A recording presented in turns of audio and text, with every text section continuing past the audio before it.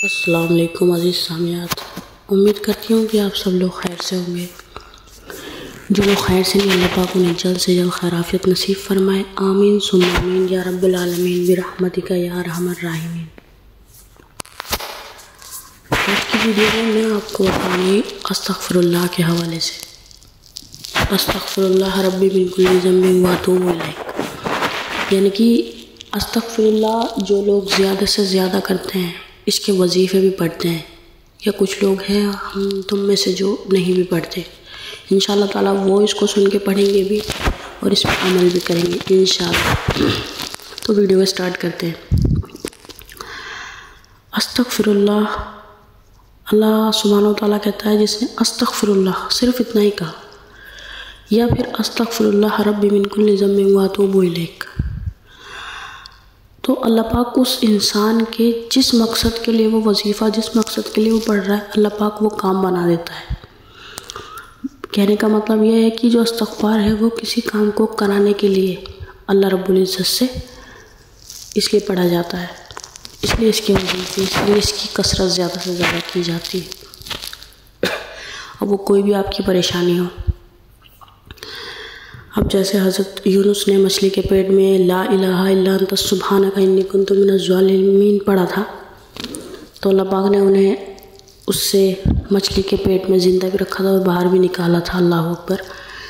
तो ये जो अस्तग़फिरुल्लाह का कसरत से हम जितना ज़्यादा वेट करते हैं, तो एक दो इसके मिसालें हैं जो मैं आपको बताती हूँ, मतलब जो कि लाइफ में हुआ है। एक शख्स थे इमाम अहमद बिन हम्बल, उनके बारे में आपने सुना होगा। तो एक बार वो बहुत बड़े सेलिब्रिटी थे, तो वो एक बार इराक़ में गए और इराक़ में जाने के बाद एक मस्जिद थी, वहाँ पर ठहरे रेस्ट के लिए और वहाँ पर थोड़ा क़याम करने लगे, थोड़ा रेस्ट के लिए। तो वहाँ पर मस्जिद का जो खादिम होता है वो आता है और वो उनको वहाँ से पूछता है कि आप यहाँ क्या कर रहे हैं, यहाँ से जाइए। तो वो कहते हैं भाई ऐसे ऐसे रेस्ट कर रहे हैं, लेकिन वो उनको बोलता है, तो वो उससे रिक्वेस्ट भी करते हैं पर वो उनको नहीं, लेकिन अगर वो अपनी शख्सियत बता देते कि मैं इमाम बिन हम्बल हूँ, तो वो उनके पैरों में गिर जाता। लेकिन उन्होंने अपनी ह्यूमैनिटी का यूज़ नहीं किया। वो क्या करते हैं, वो खादिम उनको वहाँ से निकाल देता है। उसके बाद जो इमाम बिन अहमद बिन हम्बल हैं, वो सीढ़ी पे आके बैठ जाते हैं। वो सीढ़ी पे से भी उनको आके उठा करके हाथ पकड़ के घसीट के नीचे निकाल देता है, ठीक है। उसके बाद क्या होता है, वही मस्जिद के करीब में एक बेकरी होती है, वहाँ पर रोटी वगैरह बन रही होती हैं।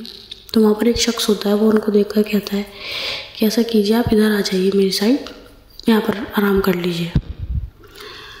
तो वो आ जाते हैं। अब जब वो नान लगा रहा है, रोटी बना रहा है, तो उस इंसान का काम ये होता है, रोटी बनाते बनाते बेकरी वाला जो होता है, कि वो इस्तग़फ़ार पढ़े जा रहा है। तो फिर उन्होंने इमाम अहमद बिन हम्बल ने उनसे पूछा कि ये आप इस्तग़फ़ार क्यों पढ़ रहे हैं? तो उन्होंने बताया कि मैंने एक हदीस में सुना है। तो उन्होंने इमाम बिन हम्बल ने बहुत खुश हुए कि बंदा हदीस जानता है, अच्छी बात है, बताओ कौन सी हदीस, क्या सुना?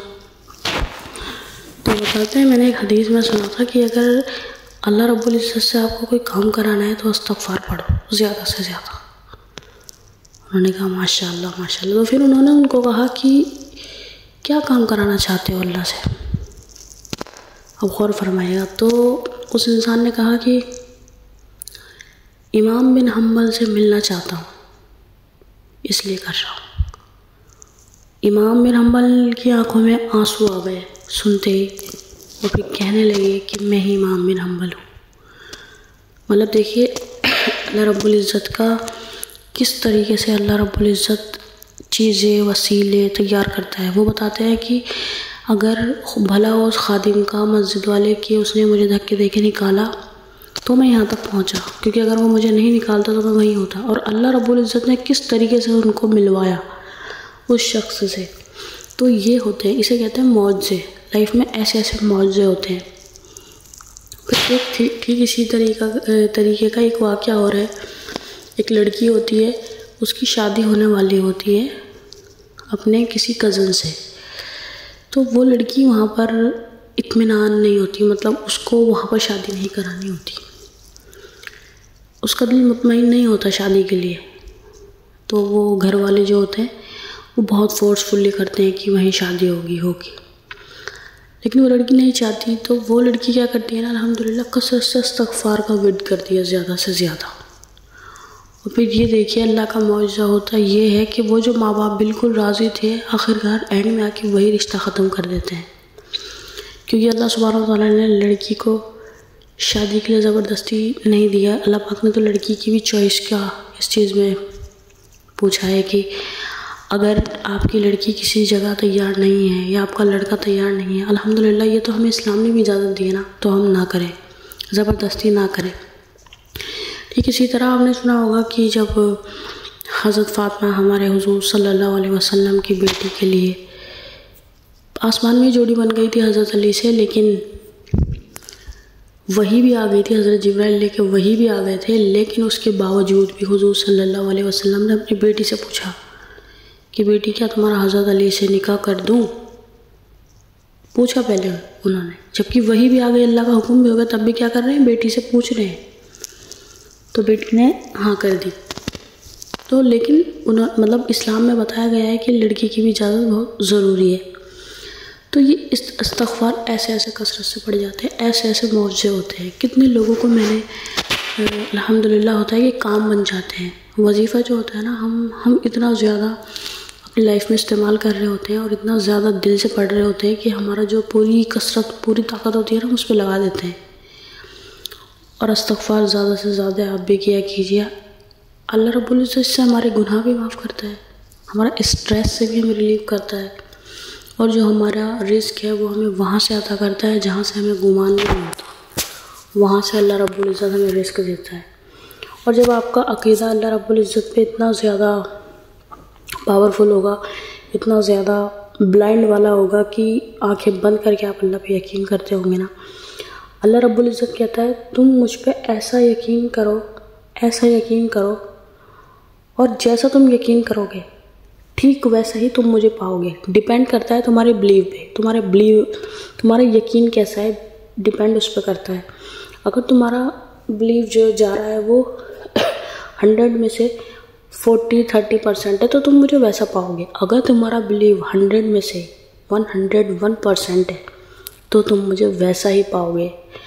अल्लाह सुब्हानहू व तआला ने हर चीज़ में, हर एक चीज़ में हमारे लिए, मोमिनों के लिए गुंजाइश रखी है, हर चीज़ में सहूलियत रखी है। आपने देखा होगा कि अल्लाह सुब्हानहू व तआला ने ये नहीं कहा कि पहले हज पे जाओ, लेकिन माल की इस्तिताअत नहीं है तो अल्लाह को भी पता है मत जाओ, लेकिन जो रोज़ा है वो अल्लाह रब्बुल इज़्ज़त ने फ़र्ज़ किया है कि उसको रखना ही है, वो वाजिब है, और उसकी जज़ा भी बहुत बड़ी है। जब कहते हैं, जब इफ्तार पे बैठता है ना एक मोमिन रोज़ेदार, और इफ्तार से पहले जो जो दुआएं मांगता है, अल्लाह सुब्हानहू व तआला फ़रिश्तों से कहते हैं कि मेरा ज़िक्र अभी बंद करो और मेरे बंदों की आमीन में आमीन कहो, अल्लाह अकबर। तो देखिए अल्लाह सुब्हानहू व तआला कितना बड़ा अजर देता है। अल्लाह सुब्हानहू व तआला कहता है कि रोज़ा जो है ना वो सिर्फ़ मेरे लिए है, और इसका जो बदला है, इसका जो इनाम है वो मैं खुद हूँ। तो कितना अच्छा लगेगा ना। अगर कभी आपका ऐसा भी होता है ना कभी कभी कि चलो रोज़ा रखने का दिल नहीं कर रहा है, स्ट्रेस हो रहा है, ये हो रहा है, वो हो रहा है, या वीकनेस हो रही है, तो बस ये सोचो माइंड में कि इसके बदले अल्लाह मिल रहा है, और अल्लाह सुब्हानहू व तआला मिल गया तो फिर और क्या चाहिए, है ना। तो भाइयों और बहनों, वीडियो आप लोग को अच्छी लगी हो तो इसको लाइक, सब्सक्राइब जो चैनल पर नए हो, और कमेंट ज़रूर कीजिएगा, और इसको सदका जारी समझ के आगे शेयर भी कीजिएगा, क्योंकि मेरी ज़्यादा से ज़्यादा कोशिश रहती है कि जो चीज़ें मैं सीखूं, जो चीज़ें मुझे पता लगें, वो मैं अपने प्यारे बहनों, प्यारे भाइयों को, सब्सक्राइबर्स को बता सकूं। जज़ाकल्लाहु खैर। Thank you so much watching my video.